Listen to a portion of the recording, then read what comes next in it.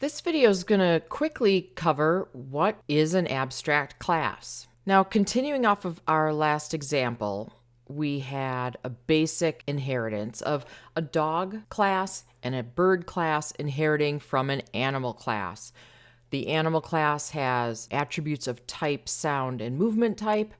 It has two methods of move and make sound, and the dog and bird inherit those. Along with, it has their own method of wag tail or lay egg, and for instance, the dog also keeps track of its own fur color. And if you notice, when we made the diagram, I indicated the animal was an abstract class, but I didn't put that into code. So what is an abstract class? It's basically setting it so a class cannot be instantiated. You can't make an object from an abstract class. However, you can inherit from it.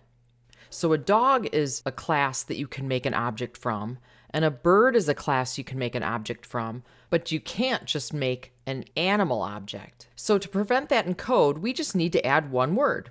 Over in our code here, we have our animal class, and all we need to do is add the word abstract.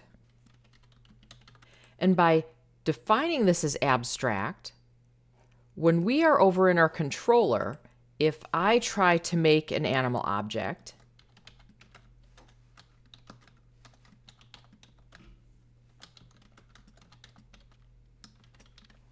it'll give me an error. I can't make an object of just plain old animal. I could make a dog,